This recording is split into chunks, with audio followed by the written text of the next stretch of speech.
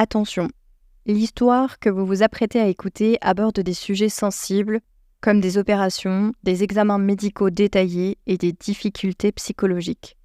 Nous vous laissons juger si cela est entendable pour vous. Prenez soin de vous. Oui, il y a toujours cette crainte, quand on a un souci,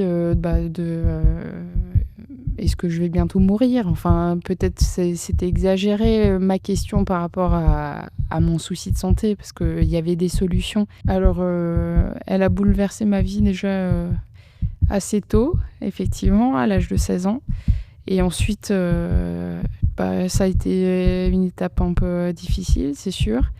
Mais depuis, comme j'évoquais avant, pour moi, c'est une seconde chance.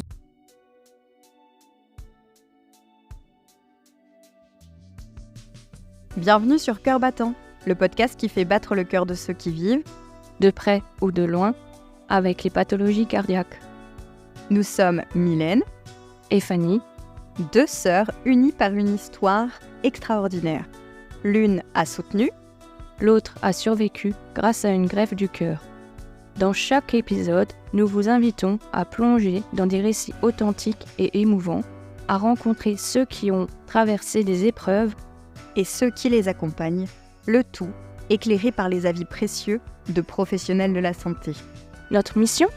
Vous donner les clés pour mieux comprendre, mieux vivre et mieux accompagner les pathologies cardiaques, tout en tissant un lien de confiance entre patients, aidants et soignants. Parce qu'ensemble, nous sommes plus forts et plus résilients. Nous vous invitons à nous rejoindre pour un nouvel épisode. Installez-vous confortablement. C'est parti!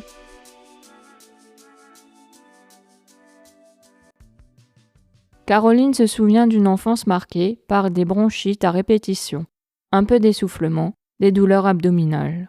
Rien d'alarmant selon les médecins. Pourtant, à 16 ans, un simple relais de natation au lycée va bouleverser sa vie.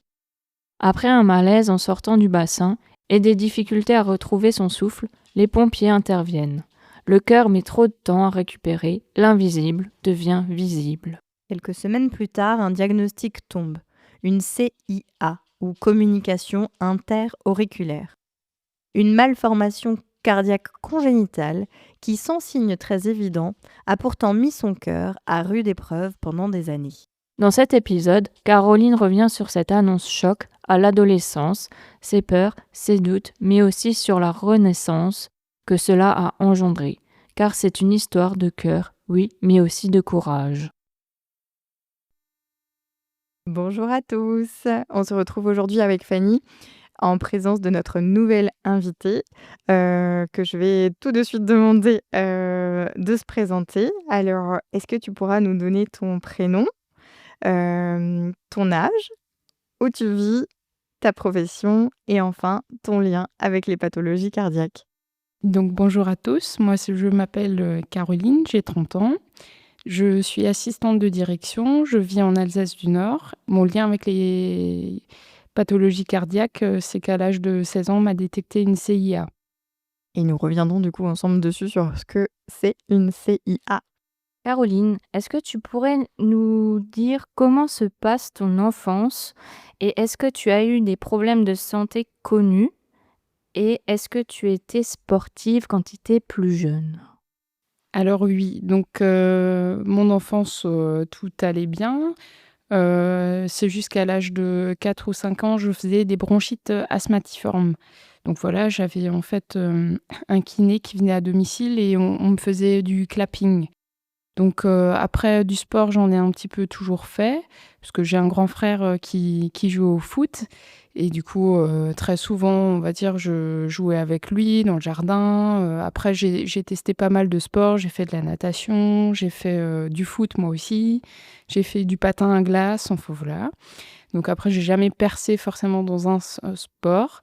Mais autrement, on va dire, j'avais ce petit souci-là qui avait été réglé au niveau des bronchites asthmatiformes.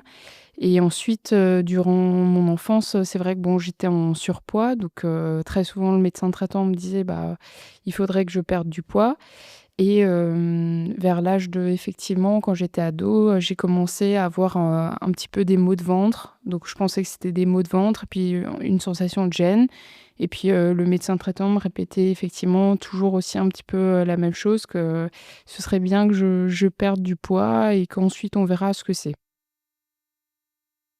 Donc finalement, tu as eu une enfance plutôt, on va dire, heu, s standard, sans gros soucis de santé à ce moment-là. Effectivement. Et à quel âge est-ce que, les pathologies cardiaques sont entrées dans ta vie? C'est à l'âge de 16 ans.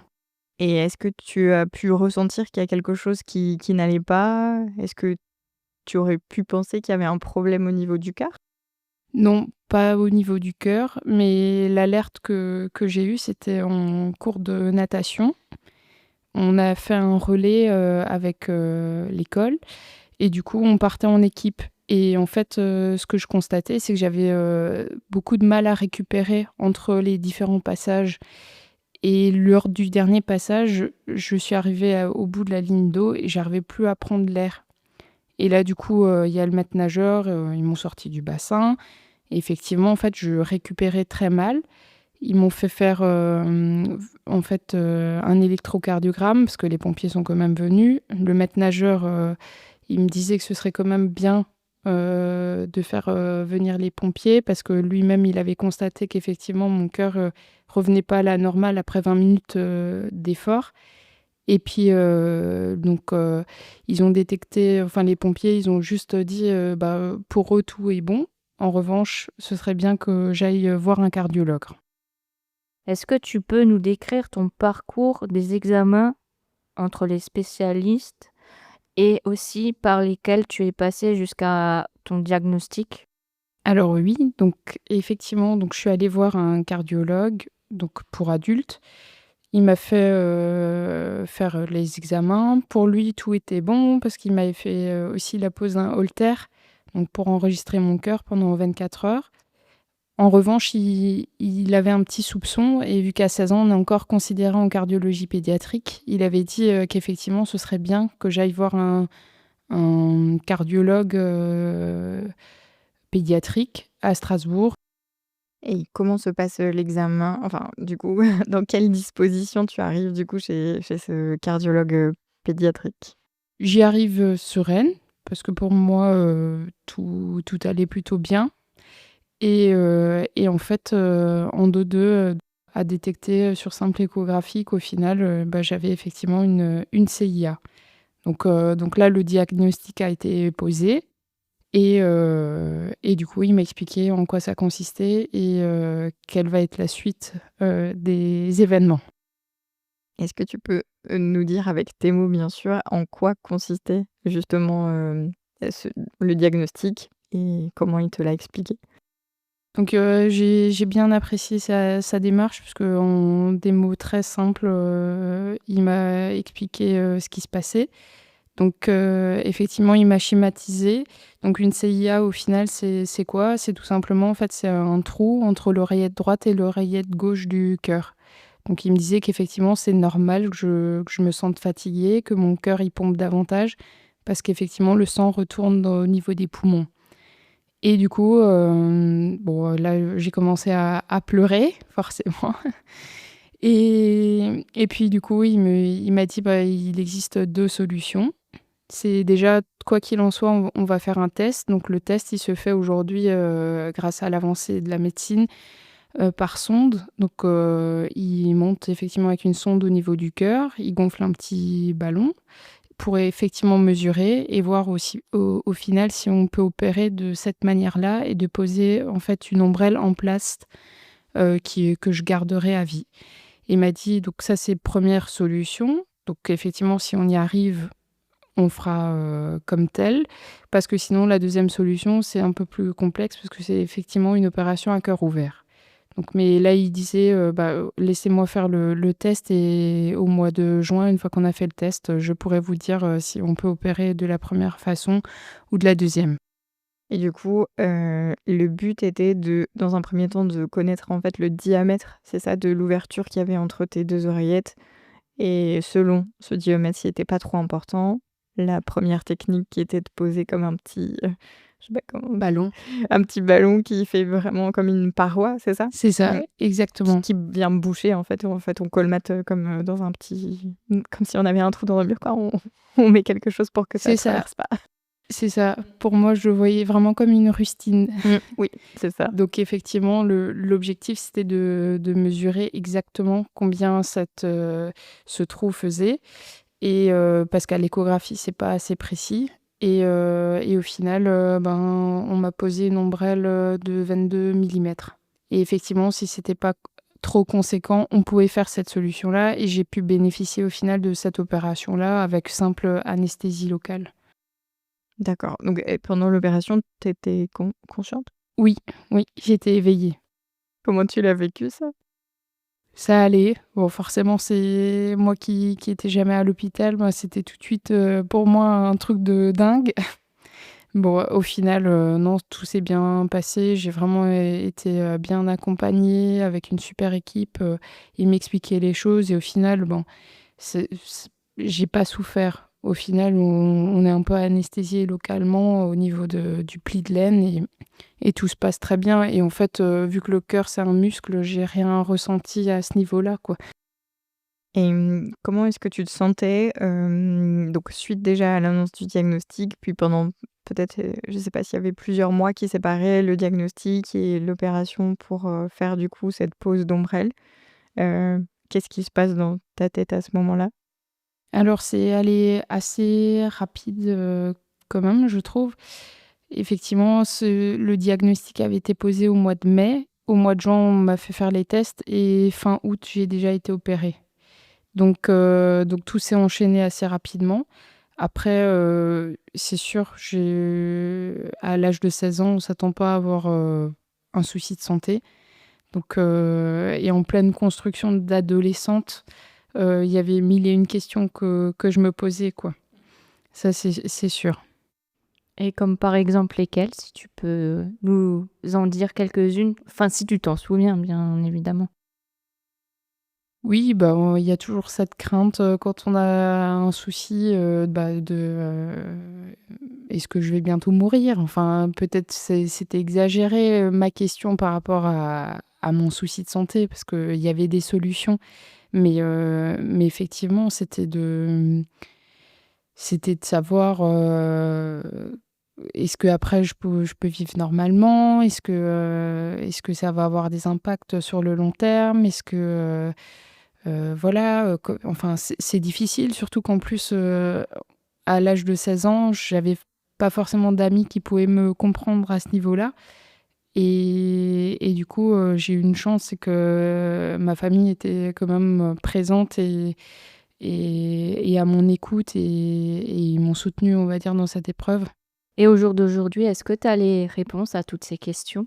Oui, et du coup, j'ai réponse à mes questions parce que c'était, le doc après l'opération m'expliquait qu'effectivement, il y allait avoir encore, 6 mois de traitement. Alors c'était simplement un fluidifiant pour savoir que l'ombrelle, elle était bien placée et ensuite il me disait, ben, que je pourrais avoir une vie, normale comme quiconque et que ça allait un petit peu changer ma vie parce qu'effectivement, je serais moins essoufflée, je pourrais faire du sport, aisément et puis, et au final, bah, cette question de mort, elle est vite, repartie, effectivement donc ça m'a soulagée, de ce côté-là et puis, moi, je l'ai vu après, comme, une seconde chance, un nouveau départ et puis, le fait de pouvoir, avoir cette chance d'avoir un peu un cœur de nouveau en pleine santé et de pouvoir en faire, ce que je souhaite, quoi. Et du coup, tu as vraiment, senti une différence entre avant l'opération, enfin ta condition, on va dire, physique et ton état de fatigue, je dirais, entre avant et après la pose, de l'ombrelle? Oui, quand même. Ça n'avait rien à voir et effectivement, bah, depuis, je me suis un petit peu, plus mise au sport et j'ai, naturellement ensuite, mon problème de surpoids qui me suivait toujours encore, je l'ai aussi, pris en charge parce que, ça m'embêtait vraiment, ça aussi Et puis, et du coup, maintenant, j'ai entre-temps, j'ai perdu du poids et puis, je vis une vie, normale. Est-ce que du coup, tu as encore aujourd'hui des traitements à prendre? Est-ce que tu as encore des suivis à faire au niveau médical? Alors, j'ai plus de traitement à prendre. Alors, au début, tout s'est bien passé, mais effectivement, une année après, je ressentais à des moments des petits arrêts au niveau du cœur. Donc j'étais allée, consulter et effectivement, ils avaient détecté que je faisais, quelques extrasystoles. Donc rien de méchant, mais de ce fait-là, aujourd'hui, je suis suivie, tous les 5 ans, juste pour un simple contrôle que tout va bien. Et depuis, c'est rentré dans l'ordre? Oui, J'imagine que oui. oui, oui, complètement. Alors moi, j'avais une question concernant la communication du coup interauriculaire. Est-ce que tu sais à quoi c'est dû, Caroline? Alors, je sais pas forcément à quoi c'est dû, mais en tout cas, ce que je sais sur, le sujet, c'est qu'effectivement, à la naissance, tout le monde a une, communication interauriculaire. Mais au final, tant qu'elle reste minime, on peut très bien vivre avec. Donc techniquement, quand on grandit, quand on est bébé, forcément, on l'a tous et ensuite, c'est censé se fermer naturellement ou du moins rester, vraiment ouvert, mais de peut-être 1 ou 2 millimètres. Et en fait, il y a des gens pour qui effectivement c'est pas le cas et cette communication, s'ouvre davantage et c'est là où effectivement quand ça devient trop grand, il faut, opérer. Et toi, avant tes 16 ans, du coup, il y a personne dans le corps médical qui avait pu détecter ça avant? Effectivement, non, non, parce qu'on pourrait l'entendre, comme un souffle au cœur, mais personne ne m'a dit quoi que ce soit. Après, avec mes parents, on se posait la question si effectivement, avec les bronchites asthmatiformes, c'était pas déjà un signe. Parce que c'est vrai que j'étais très sensible, je faisais énormément de bronchites, mais vraiment, c'était vraiment sur les poumons, c'était exagéré mais bon, on n'a pas cherché forcément plus loin. Et Caroline, est-ce que tu sais si cette malformation est-elle héréditaire ou pas? Alors pour moi, non, elle n'est pas héréditaire du coup, puisque comme je l'expliquais, tout le monde l'a à la naissance. Donc techniquement, c'est pas quelque chose qui se transmet. Après forcément, quand, on a une, maladie, congénitale, moi actuellement j'attends un bébé. Donc je veux quand même m'assurer aussi que tout va bien à ce niveau-là. Donc j'ai quand même aussi fait une échographie du fœtus. Directement en fait, à Strasbourg pour m'assurer que tout était OK et puis, effectivement, à ce stade, on ne peut pas voir ça, mais je forcément avec mon enfant, j'irai consulter pour voir que tout va bien. Est-ce que tu pourrais nous dire en quoi, la communication du coup interauriculaire, cette malformation cardiaque, en quoi est-ce qu'elle a bouleversé ta vie? Alors, elle a bouleversé ma vie déjà, assez tôt, effectivement, à l'âge de 16 ans et ensuite, ça a été une étape un peu difficile, c'est sûr. Mais depuis, comme j'évoquais avant, pour moi, c'est une seconde chance. Donc, aujourd'hui, au contraire, c'est que ça fait maintenant, quelques années, aussi par, l'envie de perdre, du poids que je me suis mise au sport et du coup, je me suis même lancé des défis sportifs et c'est plutôt chouette parce que du coup, j'avais participé à un raid féminin. Et puis,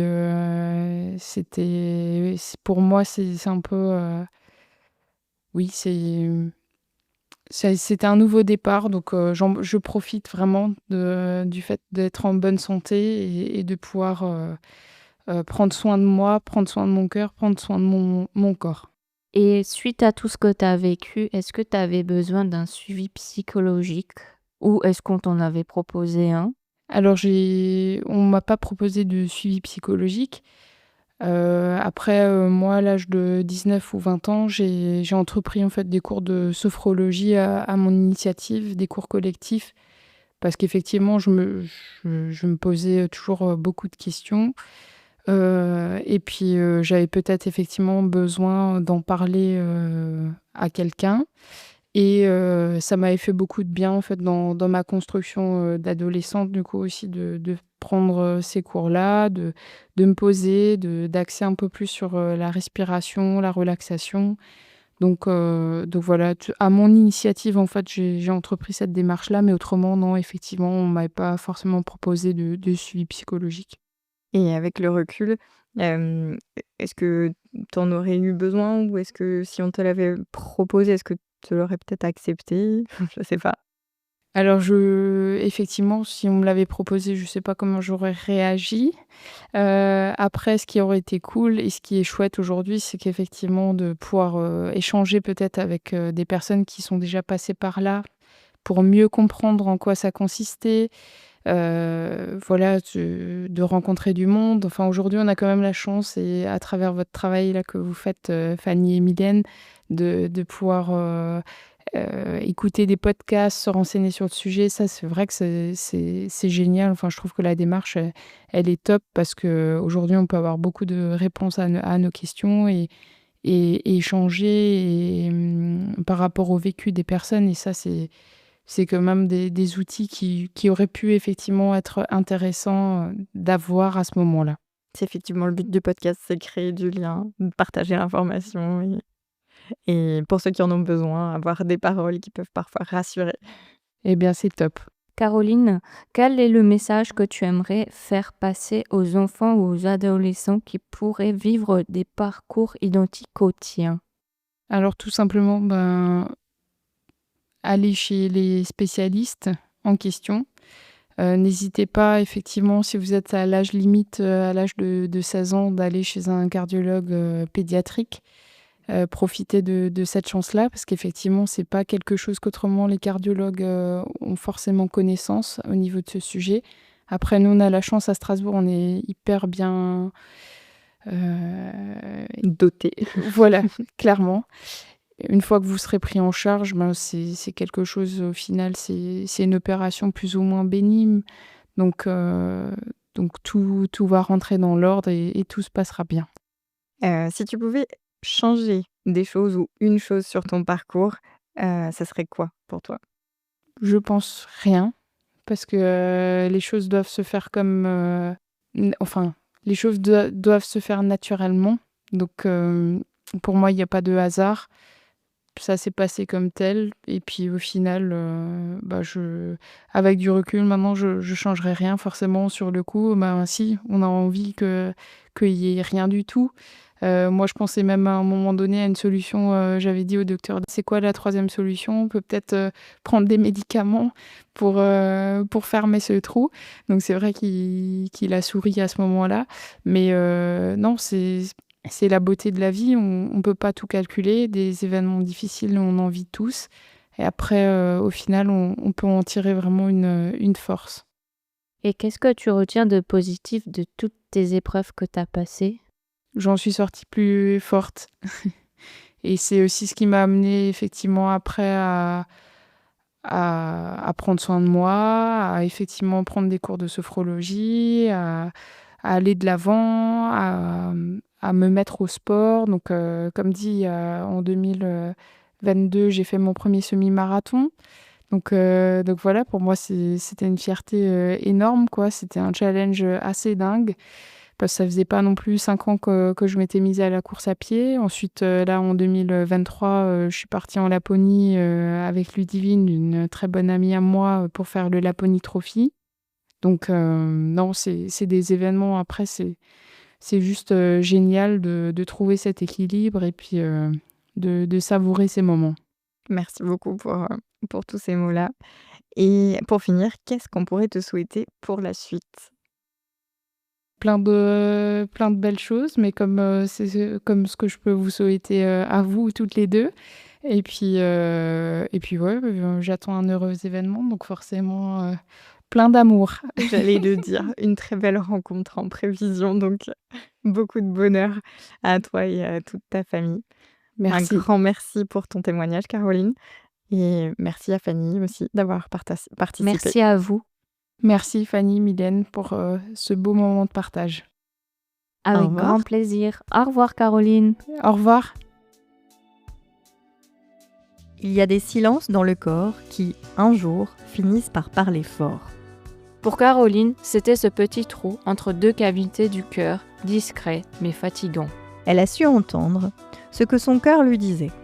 ralentir, comprendre, soigner, puis renaître. Son parcours est celui d'une métamorphose, de l'inquiétude à l'acceptation, de l'acceptation à la transformation. Et surtout, cette envie de ne plus jamais prendre sa santé pour acquise. Merci à Caroline de nous rappeler que prendre soin de soi, ce n'est pas un luxe, c'est une urgence douce, un engagement au quotidien.